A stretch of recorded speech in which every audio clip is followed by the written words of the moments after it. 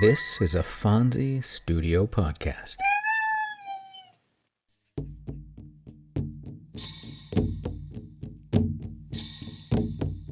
Welcome to Tales from the First Nations. I'm Jay Idle, and every week I'll share with you a tale and ancient wisdom of the native tribes of North America. I'll be joined by my cats, Dawa and Fonzie, who will undoubtedly make their presence known at some point, so I might as well just list them as co-hosts.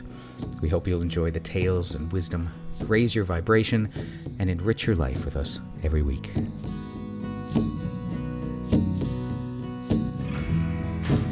Welcome, friends. I'm Jay Idle, and I'm pleased that you joined me for the 14th episode of Tales from the First Nations. I've mentioned in the past that I love trees, because I love trees. We talked about maple trees once, and today I want to talk about pine trees. Red pines are one of my favorite trees. There are two here locally that I love to go out and sit and meditate with. They are magnificent. I was hoping to find some stories about red pines, but all I was able to get my hands on were just some stories about white pines. So, I'm sure that I'd love a white pine as much as my red pines. So I'm happy to share the stories of the pine trees with you today. Pine trees play an important role in the beliefs and legends of many Native American and First Nations people. The pine tree is seen as a symbol of wisdom and longevity, and its needles and sap were used medicinally, so that protects people from illnesses, but it also protected them from witchcraft and more. The pine needle baskets are still a popular native handicraft that you can find to this very day. In many Southwest tribes, the pine tree is one of the tribal clans and is regarded as a sacred tree by multiple tribes. In Lakota mythology, it's believed that the first humans emerged from a sacred lake beneath a towering pine tree. The Nez Perce have long believed that the pine tree holds the secret of fire and guards this secret very closely. Among the Six Nations of the Iroquois Confederacy, the eastern white pine is the tree of peace. It's underneath the roots of the tree of peace that weapons were buried. The tree symbolizes the peace between the formerly warring nations, and the bundle of 5 needles represents the 5 original nations who embraced the great law of peace and united as the Iroquois Confederacy. So for our first of 3 short stories today, I'd like to tell you the Oneida story of the Tree of Peace.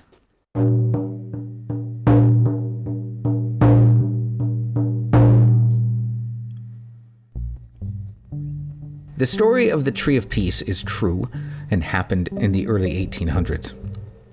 The Tree of Peace helped unite one of the most powerful leagues ever, the Iroquois League of Nations. The Iroquois League was made up of 6 tribes: the Cayuga, the Mohawk, the Oneida, the Onondaga, the Seneca, and the Tuscarora. I hope I did okay with those pronunciations. The tribe of the Iroquois League at one time were fighting with one another. There were fierce battles, but the people grew tired of the fighting, so they agreed to bury their weapons under a giant white pine tree. They believed that the weapons would be carried away by the underground waters, so they sent the weapons off through the path of the roots. The weapons went in all 4 directions. After that, the tribes no longer fought. Instead, they formed the Iroquois League. Today, the Iroquois people have peace with one another, and together, the tribes form a powerful nation.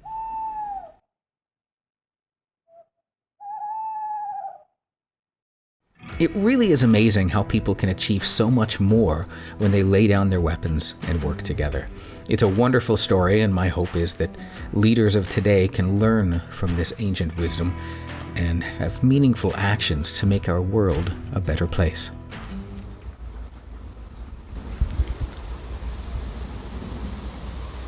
I'm actually sitting here in my favorite place in the city.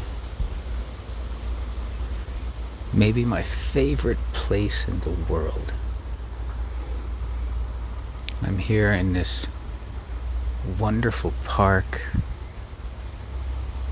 I can hear birds singing. The wind just picked up and it's blowing through the leaves and the branches. It's so peaceful. But I'm here with my favorite tree, one of my best friends, a big, beautiful red pine. I call him Red. He's really, really tall. And he's right next to his sister. I call her Pinelope. They're about the same size. It's quiet today. There's not many people. There's a lot of magpies flying around. I count at least 3 of them. I come here sometimes, well, as often as I can. Usually about once a week. And I'll sit here and meditate with Red. Close my eyes. Listen to the birds. Sometimes there's an insect nearby.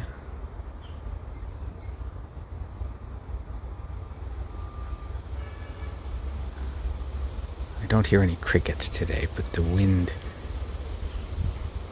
through the leaves of the neighboring trees it's really cool. One of the really cool things is when I come and sit and meditate. When I open my eyes, there's usually a lot of little chipmunks sitting around looking at me. To show my gratitude for my time here, I always leave a little offering behind. Some peanuts or some sunflower seeds. And chipmunks are really smart. So they recognize me. They're like, hey, that guy who sits here quiet for a long time, he's here. And when I finish meditating, they're all looking at me. And they're all ready for their sunflower seeds.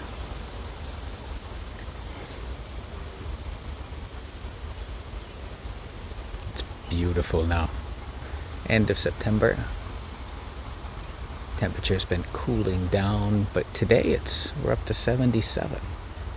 It's just perfect sitting out here.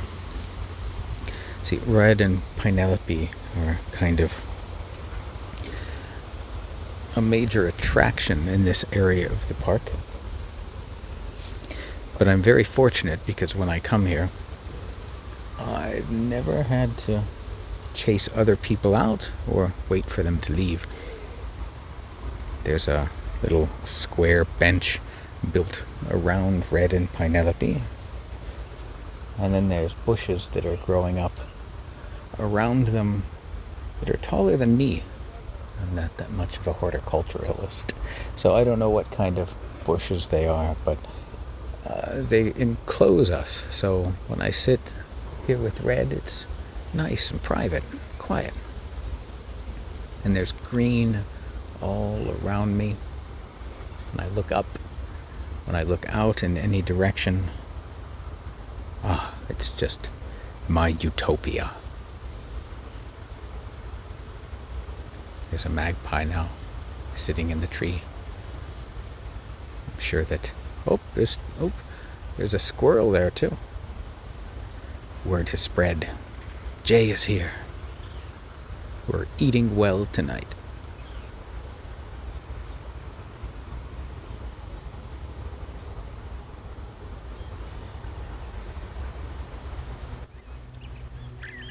Our next story comes from the Blackfoot tribe and is about the Napi, who is often called Old Man. He's a creator god and trickster figure in their stories. He is said to have created the world and all the creatures in it with his companion, Old Woman. The stories show that Old Man and Old Woman often argue, and when Old Woman got her way, the things were made more difficult for the people. When making humans, Old Man fashioned figures out of clay and breathed life into them. But Old Woman always had something to interject. Old Man wanted to give humans 5 fingers on each hand, but Old Woman thought 5 was too many. An argument ensued, and in the end they settled on 4 fingers and a thumb.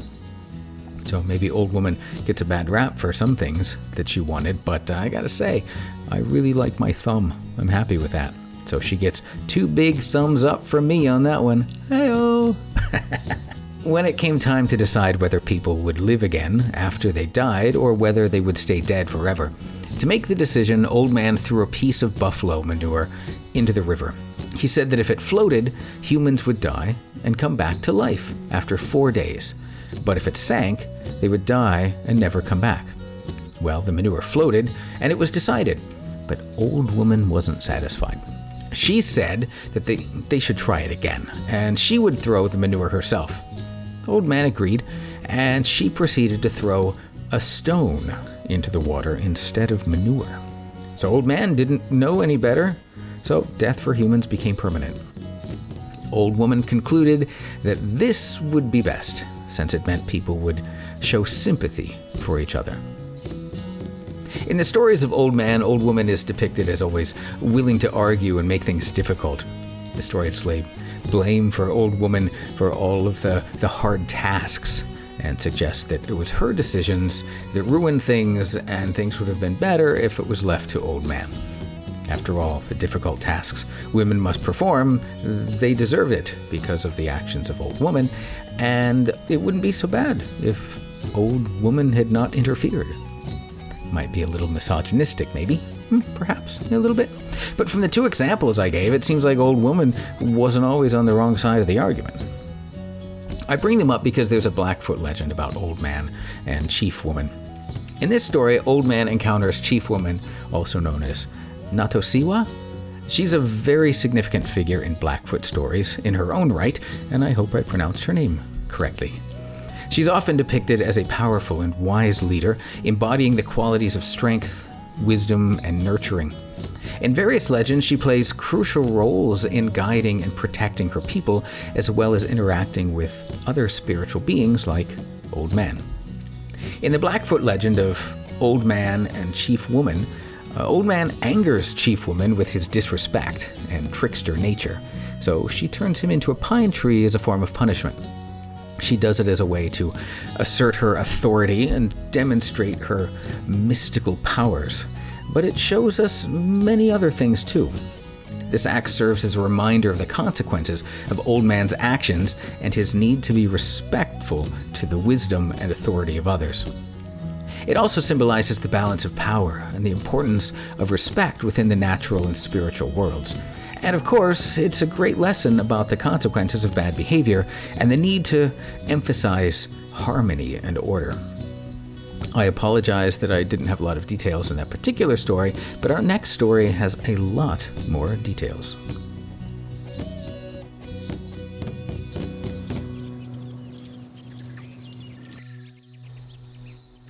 The Abenaki people are a group in the Wabanaki Confederacy. I've seen this story attributed to both the Abenaki and the Wabanaki, so I'll mention them both here before telling it, because I'm not exactly sure where it belongs. Our main character is a great hero by the name of Glus Kaboon. I hope. Now, Glus Kaboon goes by a lot of different names, and even the name I'm using has a lot of different pronunciations. Hopefully mine is one of them. Because I'm the kind of guy who believes in simplicity for the run of this series, anytime I share a story about him, I'm going to use the name Glus Kaboon, just to remain consistent, right or wrong.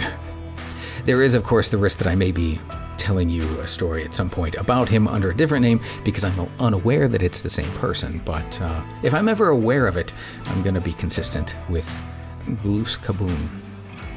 Now, Glus Kaboon was a great hero who accomplished many incredible things, and we'll talk about him a lot more in the future. But today's tale takes place somewhere in the middle of his life. So when they mention at the beginning that he had done so many great things, trust me, he had. I promise we'll go into some more of them in the future episodes. He's credited with creating many natural features and elements of the world, such as mountains, rivers, forests, and making the land habitable for humans and animals. He taught the Abenaki people how to hunt, fish, and cultivate crops. He also imparted wisdom about living in harmony with nature and respecting all living beings. In many stories, he protects the Abenaki people from various dangers and solves problems that threaten their well-being by using his cleverness and strength to overcome challenges. Glooskapua is often accompanied by Grandmother Woodchuck, his loving and nurturing grandmother, and she is in our story today. The tales of Glooskapun often carry moral lessons, emphasizing important values such as kindness, bravery, and respect for nature.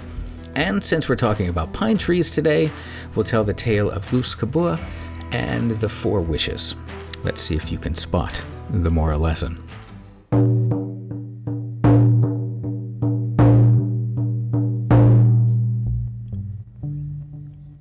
Now that Glooskapua had done so many things to make the world a better place for his children and his children's children, he decided it was time for him to rest. He and Grandmother Woodchuck went down to the big river. He and his grandmother climbed into this stone canoe and sailed away to an island. Some say the island is in the great lake that people called Patanbok. Others say that Glooskapua went far to the east, beyond the coast of Maine. They say that the fog that rises out there is actually the smoke from his pipe. But wherever it is that he and his grandmother went, it is said that for a time, he let it be known to the world that anyone who came to him would be granted a wish. Once there were 4 Abenaki men who decided to make the journey to visit him. One was a man who had almost no possessions. His wish was that Glooskapua would make it so he owned many fine things. The second man was a man who was very vain. He was already quite tall. He wore his hair piled up high on his head and stuffed moss into his moccasins so he could be even higher and taller as he went along. His wish was to be taller than all men. A third man was very afraid of dying. His wish was that he would live longer than any man. The fourth man was a man who spent much time hunting to provide for his family and his village. But he was not a very good hunter, even though he tried very hard, and his wish was that he would become a good enough hunter to always give his people enough to eat. The 4 of them set out in a canoe to find the island of Glooskapua. Their trip was not an easy one. The currents were strong, and they had to paddle hard against them. The man who owned nothing knew a song to calm the waters, and when he sang it, the current ceased, and they were able to go on their way. Now a wind began to blow very hard, pushing them back towards shore. But the second man took out some tobacco and offered it to the wind, and it became calm enough for them to continue on their way. Soon, great whales began to come up near the boat, and it seemed as if they would tip the boat over. But the man who was afraid of dying had brought with him a small stone figure shaped like a whale. He dropped it into the water as an offering, and the whales dove beneath the surface and were gone. Now the island of Glooskapua was very close, but they could not see it because of the fog that came over the ocean and covered everything. The fourth man, who wanted to be a good hunter, took out his pipe and began to smoke it, making an offering of his smoke so that Glooskapua would stop smoking his pipe and let the fog lift. Soon the fog rolled away and they saw his island. It was right there before them. They left their boat on the shore and made their way to a place where Glooskapua sat. "You have had to work hard to come here to see me. You have earned the right to each make one wish," he told them. "I wish to own many fine possessions," said the first man. "My wish is to be taller than any other man," said the second. "I want to live longer than any man," said the third. "My desire is not so much for myself," said the fourth man. "I want to be a good provider, a good hunter, so I can provide food for my family and my people." Glus Kabua looked at the fourth man and smiled. Then he took out 4 pouches and gave one to each of the men. In these you will find what you want, but do not open them before you get home and in your lodge. The men all agreed and went back to their canoe. They crossed the waters and reached the land. Then each of them started on his own way. The first man, who wanted many possessions, took the canoe, which had belonged to the one who wanted to live longer than any man. "Take this to go home in," said the man who wanted to live long. "I'm going to live forever, so it will be easy for me to get another canoe." As the man who wanted many possessions paddled along, he thought about all that he would have. He would have fine clothing of buckskin. He would have ornaments made of shells and bright stones. He would have a stone axe and finely made weapons. He would have a beautiful lodge to live in. As he thought of all of these wonderful things he would have, he grew more and more anxious to see them. Finally, he could wait no longer. "It will not hurt anything if I just peek inside this pouch," he said. Then he opened it just a crack to look inside.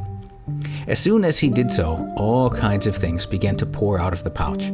Moccasins and shirts, necklaces, belts, axes, spears, bows, arrows, more and more and more. He tried to close the pouch, but he could not do so. The things came pouring out and filled the canoe, covering the man.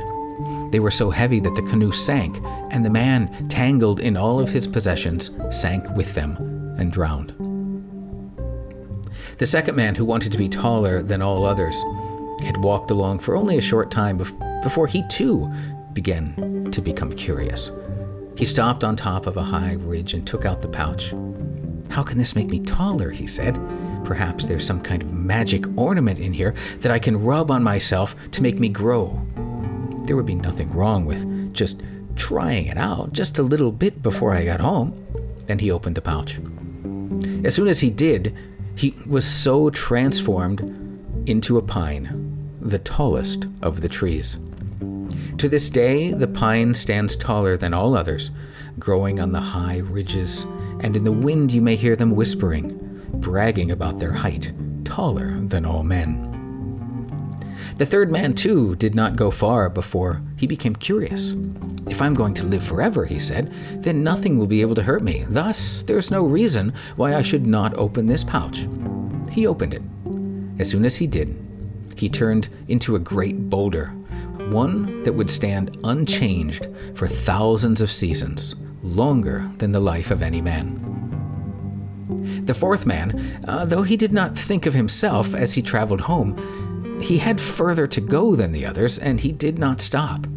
Soon, he said to himself, "I will be able to feed my people." He went straight to his lodge, and when he got inside, he opened the pouch. But there was nothing inside it. Yet, as he sat there, holding the open pouch, there came into his mind a great understanding. He realized the ways he must proceed to hunt animals.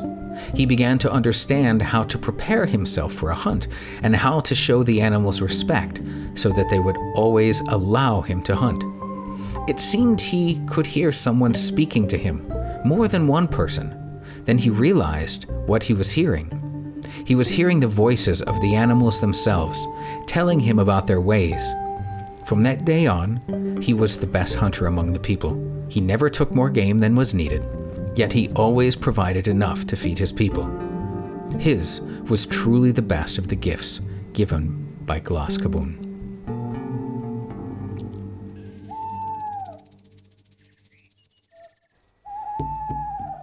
The best things come to those who wait, and it is those who do for others instead of themselves that get the greatest gifts. Glus Kabun knew this, and that's why the fourth man was so rewarded. I hope that you will be rewarded as you've rewarded me by listening to this podcast. I look forward to talking with you more next time. For more great stories and legends, check out the Jaguar Bird channel on YouTube. There is a lot of wonderful content on there. And of course, join me next week for another story here too on Tales from the First Nations. I'm Jay Idle, and I'll talk to you next time. Music is provided by my dear friend Scott Brocklesby for the open and close of the show. And our podcast image of the moon was provided by my friend Mark Lawton. The story of the Tree of Peace is based on the retelling by Charlie Doxtator, and the story of Glooskap Kabun and the Four Wishes comes from the American Indian Society of Delaware Forum. We will see you next time. All right, that's it. How'd we do, Dawa? Phones? Excellent. Then I'll share it.